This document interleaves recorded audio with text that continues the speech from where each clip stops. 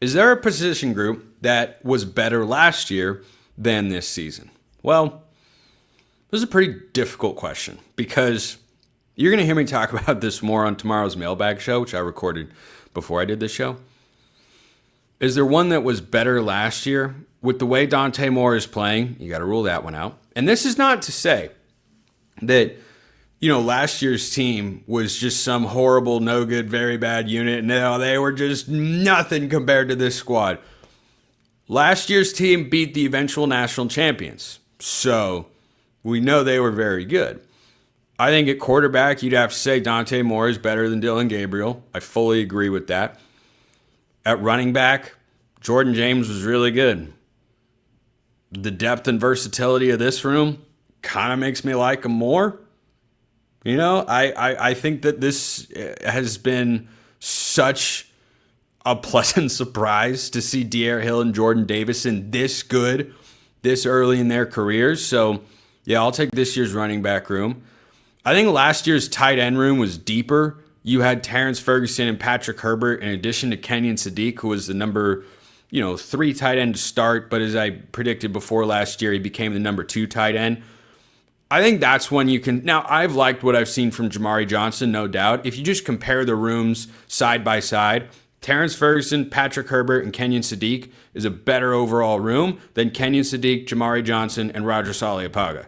Is there a huge gap? No, but I'm taking 2024. So that's one that I would say is better than it was better last year. Offensive line, I like what I've seen from this group far more than last year.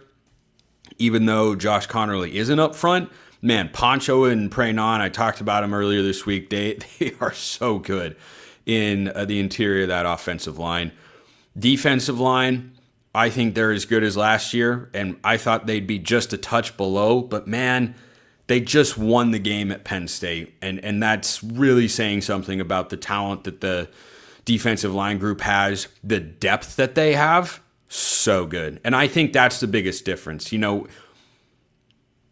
I can't in good conscience say that, they're automatically better than last year. When you had Derek Harmon last year, one of the best interior defensive linemen I've ever seen Oregon have. Probably the most disruptive interior guy since Eric Armstead. Like, he's in that class of, Haloti Ngata and Eric Armstead and DeForest Buckner.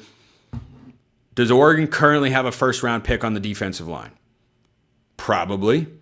Is that as surefire of a thing as last year? No, not necessarily. But do the guys look really good? They do. So, you're splitting hairs there, talking about the defensive line groups. I think I still take last year's high-end talent, though the better version of Mateo, boy, you can't disregard that. I think that is... if I gave last year's defensive line a 95 grade, I think I gave this year's defensive line a 93 grade.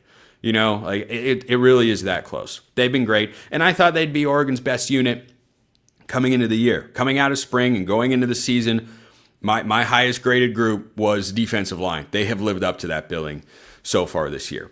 Linebackers, boy, Jerry Mixon's emergence. You lose Jeffrey Bossa. I think that's probably a wash overall. I mean, it's mostly the same with Bryce Betcher, Devin Jackson in there. You just swap out Bossa for Mixon, who's done some good things. I think maybe you'd say you'd rather have last year's linebackers with Bossa's experience, but I don't think this group is playing poorly by any stretch. Defensive backs, yeah, give me this group over last season. Absolutely.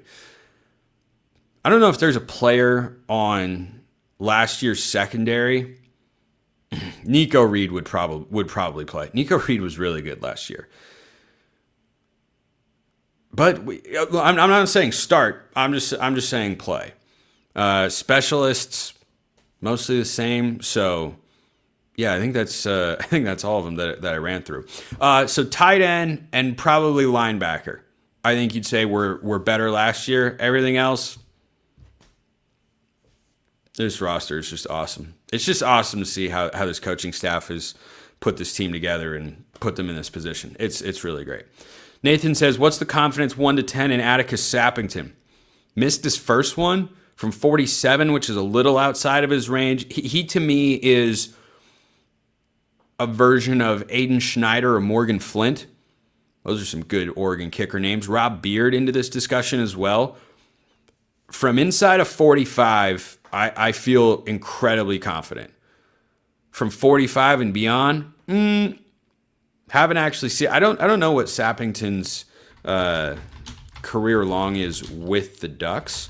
I'm going to try and pull that up real quick. But, once you get inside of 40 yards, I have no reservations about Atticus Sappington. We've seen him make big kicks. We've seen him make from the left hash, the right hash, straight away. Like he's done everything really well. I have a hard time finding a lack of confidence in him, frankly.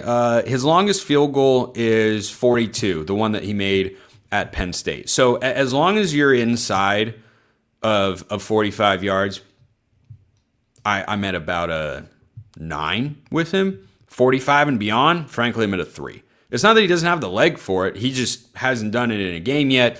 He's had a couple of chances. So overall, I'll put my confidence at 7.5, since the number of times he attempts a long field goal, especially with Dan Lanning's aggressiveness on fourth down, few and far between. So 7.5, but a 9 from inside of 45 and from 45 and beyond, about a 3.